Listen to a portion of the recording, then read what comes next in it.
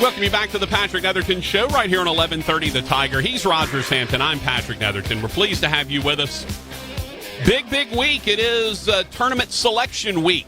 Sunday, the brackets will be unveiled, and we will know who is in the NCAA basketball tournament.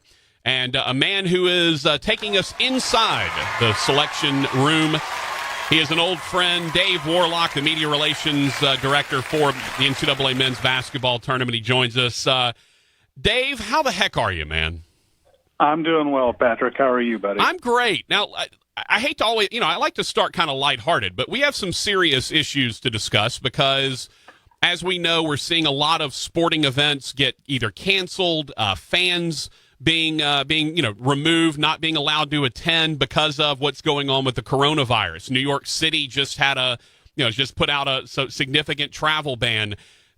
I know that at this point there's no changes to what's going on with the tournament, but kind of take us through the decision-making process as you go along with regards to how you attack this, knowing that the public safety is the number one thing. Sure. There's a panel has been created, and that group, led by Brian Hainline, who's our chief medical officer, is working multiple times a day with, the CDC and this panel, to get updates on the situation. It's obviously above my pay grade. Mm-hmm. And as you mentioned, as things stand, there are, currently no scheduled changes to the tournament. So things are a go right now, but it's obviously a fluid situation. I flew to New York today, and the flight I was on was probably a quarter full. Mm-hmm. Walking around the hotel, which is right here in Times Square, it was definitely noticeable how fewer people were on the streets, and especially on a day like today where it's blue skies and in the 60s in New York. And so it's definitely noticeable, and it's obviously a situation that panel will continue to monitor. Yeah, and it's the most important thing, and obviously because you're the media relations guy, you're kind of involved in this, not in the decision-making process, but in sort of disseminating the information. All right, so you made it to New York, everything's good. The committee's there. You're going to start getting sequestered. Give us, when do you actually, quote unquote, you've been following the games. The committee's been following the games all year long. They each are responsible for a couple of conferences in terms of keeping up with them. But when does it actually start where, okay, we're getting behind closed doors, everything's getting shut down, and we're really starting to go through this? That'll start Wednesday morning. Mm-hmm. The committee members, all of them will be here, sometime tomorrow. One is already here, Kevin White. I've been here since Saturday, along with Dan Gavitt, our vice president. But the full committee, will arrive at some point tomorrow. Wednesday morning, a lot of agendas have other right before adjournment on their meeting agenda. Right. We have other first. Yeah. So we take care of all the other quote unquote information. And most of that pertains to the selection of the game officials. So J.D. Collins, our national coordinator of officials who evaluates everyone, will give his recommendations to the committee of the 100 individuals selected to work the tournament. Soon after that, we'll have a media teleconference for Kevin to sort of set the table for the week. And when that's done, so probably in early to mid-afternoon on Wednesday, the committee casts their initial ballot, and we go from there. What is the maybe most common one or two misconceptions that people have that you find yourself having to assuage fears or kind of say, no, this is really how it goes? What are the main things that you end up over and over again having to tell people? A couple things that jump out to me. The main thing pertains to bracketing. I think, people assume or think that the committee sort of cooks up matchups that are intriguing or made for TV or something like that. Nothing could be further from the truth. There's all sorts of conspiracy theories. Some actually make sense, admittedly. Some, I can remember one year, a coach from some other coach's coaching tree, they were paired up in the first round, and right. It just went totally unnoticed by us, but it made complete sense that someone go, aha, they wanted that coach going up against his former assistant. Right, we knew it. Some are Yeah, exactly. We knew it, gotcha, that type thing. And then there's some that are just completely off the wall. My favorite story to tell was an email I got on Monday, almost 24 hours after the bracket went out, where some guy with a Hotmail account sent me an email saying, "That was really cute what you did with Maryland and South Dakota State." And I stared at my screen blankly, trying to figure out, what did we do with Maryland and South Dakota State? And I tend to delete emails like that because I'm getting them by the hundreds on the day or two after the bracket comes out. But I bit. I took the bait and said, "Sorry, sir. Thank you for your supporting the tournament, but I don't know what you're referring to in your email." And he came back with jackrabbits against the terrapins, tortoise and the hare. That was really cute of you guys to do that. Oh, yes. That's exactly what we're doing in the selection. Yeah, room on Sunday. We're trying to match up mascots. So all of a sudden, wait a second, you're Alice, the secretary from The Office, who just decides her bracket by mascots. Like now, that's y'all. That's us. Oh, I love it. That's honestly, that's really good though that someone pulled out a tortoise and the hare reference. I mean, that was very impressive. Pretty solid. Unfortunately, it didn't come up in the room. Talking to Dave Worlock, the media relations director for the NCAA basketball tournament. You started doing the mock tournament selection with the media here. Gosh, probably 10 years ago or so, something like that. And yeah, probably even more than that. Yeah. Probably 2008, maybe. Okay. And I've got to say, at least in terms of the people who have to disseminate the information, it's a really brilliant idea in that it sort of it goes through and allays a lot of their fears and a lot of their conspiracy theories, and so they can go out and push that to the masses. I would imagine this has been sort of universally beloved in the last 12 years or so. It has. It's something we put on hold for two reasons. First and foremost, we've started now for the fourth year a month ago where we announced the top 16 teams. And because we did that, it caused that annual February meeting with the committee to go an extra day, and that would sort of ate into the time where we had been typically doing the media mock exercise. And then the other thing, quite honestly, is that it became stale, and we started getting the same participants, or at least the same people requesting to participate. I've given it some thought a little bit about bringing it back at some point, especially now that we're in year 2 of the net.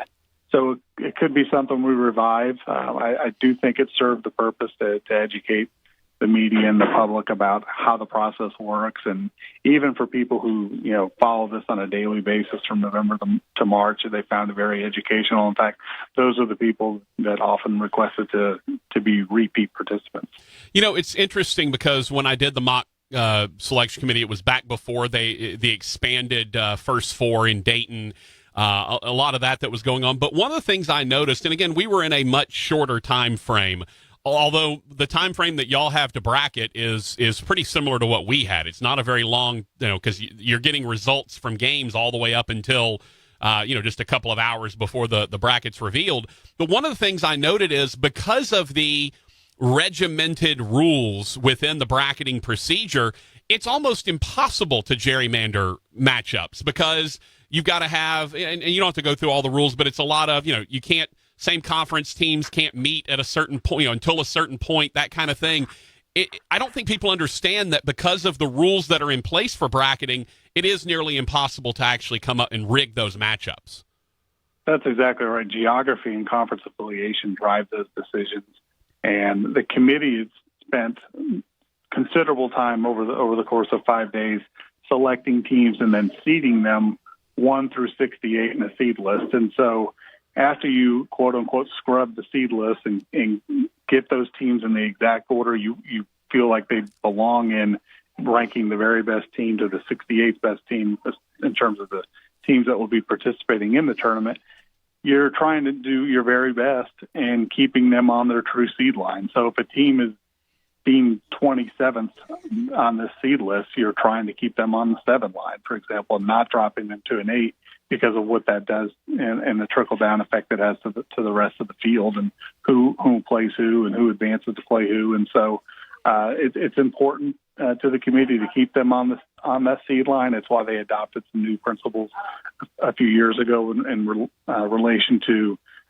when teams can play based on how often they played during the regular season and in conference tournaments. So yeah. But you're right; it's nearly impossible to rig that. Yeah, it is pretty crazy. And to me, and I've said this a lot, Dave, that kind of I think the number one secret of the committee is not that they're out there, they're not in a back room with cigar smoke, putting together these matchups. To me, the real secret is that sometimes because of the rules, you do have to move a team from one seed to the other. So people might, complain and whine about, oh, this team was an 8, but in reality, they may have been a 7, and you do your best to not move them, but sometimes you just have to. That's exactly right. Now, fortunately, the new principles we adopted, and I apologize for not knowing the year, but I think it's been about 4 or 5 years ago, somewhere close to that range. We really haven't had to do that much often. We were averaging probably, 4 or 5 times a year where we would have to, flip teams on a seed line.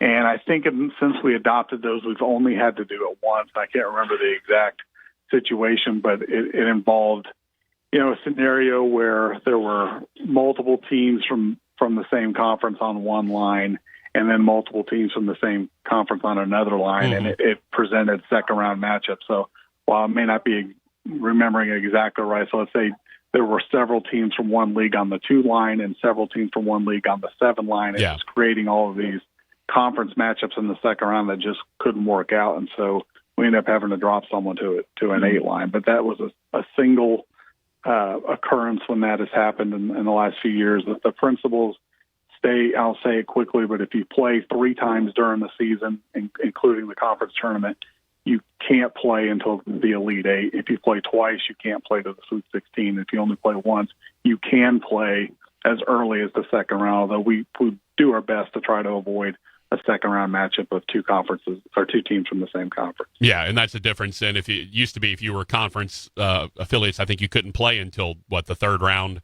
or whatever, even if you'd only played once. So we're talking to Dave Worlock, the media relations director of the tournament. All right, let's get to the good stuff now. And in my estimation, the good stuff is the snacks. Because y'all, the spread that y'all gave us when I was up there in Indianapolis was fantastic. Tell me about the spread that you're getting in New York City. Oh, see, I thought you were going to ask me about the Jackson State players named Snacks. No. I had Snacks on the air, so I was on the forefront of that one. Well, Snacks is my favorite player, so yes. I'd like to talk about Snacks, but since I'm well versed in consuming snacks, I guess I can talk about that. So we actually, I'm in the selection room right now, and just a few feet from me are several snacks, Hershey products, and the like. That we can have, and then I'm trying to stay away from because I have suits that I need to fit in at the end of the month. Sure. So I try not to consume too much of it, but we do eat well, and the famous ice cream bar is not a myth. We actually do have a cart of ice cream and any topping you can think of sent, not on a nightly basis, but definitely multiple times during the week. That's beautiful. We have those treats, but we definitely eat well. I mean, you're in New York, and so there's all kinds of restaurants. There's a dinner tomorrow night before the meeting gets started with our partners from Turner and CBS. So we'll go to a nice Italian spot in the city, and then the staff has a dinner with the committee on Wednesday night, and that's the last time we're really out of the hotel until we leave on Monday. All right, so it's famous that when you're an athletic director and your team comes up, you have to leave the room. When you're a commissioner and someone in your league comes up, you have to leave the room. Where do they go? Do they actually leave the room? I mean, do they physically get up and leave, or do you put some noise-canceling headphones on them like they're in an isolation booth on a game show? How do you actually accomplish that to get away from the conflicts of interest? So we have a connecting room right next door. They go there, the door is shut, and we actually literally have a portable doorbell that we ring when we're ready for them to re-enter the room. So I mean, how long's the longest anyone's been out there?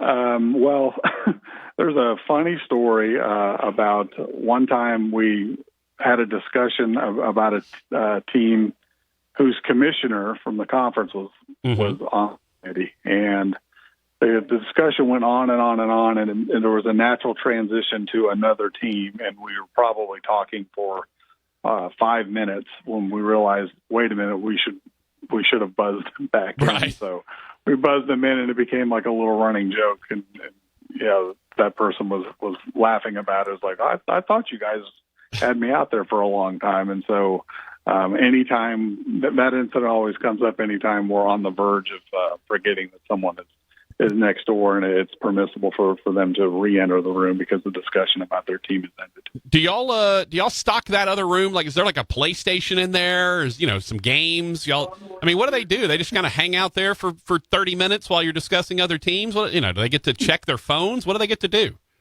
A lot of them probably check their phones, and we do have a couple of TVs in here, so they'll watch games. We don't have TVs in the actual selection room. Yeah. Our main TV room is upstairs from where we are, and we just have a huge bank of them to watch all the games, over the course of the week, and we're watching everything from the Southland to the SEC. So we have TVs to accommodate that. This room where they're next door is more of a working area, and so we have J.D. Hamilton of our statistics staff who updates the net all throughout the week is in here. Our IT staff and some operational folks as well that are here to help out in case something goes wrong, like the wireless network goes down or something like that. Yeah, you definitely don't want that. Talking to Dave Worlock from the committee, the media relations director for the NCAA basketball tournament. All right, I do have to know. Did my Venmo go through? Is Northwestern State going to be an at-large selection if they don't win the Southland Conference tournament? My Venmo came through, I think. So just wanted to double-check on that. I did get that. Okay, and, good. The Demons are in good shape, at least as far as you know. As far as you know. Hey, also, I do want to congratulate your alma mater, Henderson State. It's the only time you'll ever hear me say a nice thing about them. Henderson State did win the conference tournament, and they're headed to the D2 playoffs. So congratulations to your alma mater. Thank you. I was watching the games all weekend, and there was 3 good games, especially Friday and Saturday. Some comeback victories. I think in the quarterfinals we were down 8 with about 1:15 left, and got it to overtime and won over the Boll Weevils, and went on from there to win. So, real excited that the Reddies are headed to the Division II championship. Well, clearly the Boll Weevils did not rub the Weevil statue before they went out and played Henderson. They'll say to won that game. I think they left it in Monticello. Yeah. Since I can't leave without saying something negative about Henderson State, as the hated school of my OBU Tigers. Is your degree how much meth is your degree worth? How much meth is my degree worth? Yeah, because I'm assuming you learned. Well, I'm assuming you learned how to cook meth since they were doing it in the classrooms at Henderson State. Well, those professors weren't there when I was there, so I learned from Walter White and Jesse Pinkman. Okay, so, I got you. Well, your Breaking Bad fans will pick up on that. No doubt, no doubt. Well, look, when you're cooking, I mean, I just assume it's when I hear something about cooking meth in a classroom, I just assume it's Henderson State. It just turns out this time we were right. Dave, obviously, the adage that there's no such thing as negative publicity is wrong when Henderson State's on Good Morning America. Yes, no doubt about it. Man, look, I know this is a great week for you. Where are you headed, by the way? What site are you headed to after this is all done? So, the last few years, I've not gone to a first and second round site. Mm-hmm. We have a command center set up in Atlanta, right down the hall from the Turner Studios. Right. When they're on air at halftime and in between games, and it's if it sounds like hell, that's because it is. Because there's a ton of good food and all the TVs, and you have to watch basketball all day for 4 days. Yeah, sounds rough. Torture. But you have to fight Charles Barkley for snacks. Well, I've learned how to box out, so don't let him don't think for a second I can't find my way to the snack bar. Beautiful. But, we're there to monitor things, and whenever we have anything come up, whether there's a questionable officiating call mm-hmm. or some sort of situation that will involve a pool reporter, we're there to track on it and help the people on site, get statements out to the media or whatever the case might be. If everything's going well, we're sitting around enjoying good basketball, but there's always going to be something that puts us to work for a little while. But it's a great time of the year, and we're excited to to have another March Madness upon us. Absolutely. It is a great week. I love this week. I know it's a lot of hard work for you and the crew inside. Tell my boy Tom Burnett from the conference office, Southland, I said hello.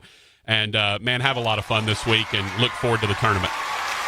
Thank you, Patrick. Appreciate you having me on. All right. Dave Worlock, one of the best. I'm not going to hold it against him. He's a Henderson State grad, but he is the media relations director of the NCAA tournament. It was inside the committee room as he was doing that interview.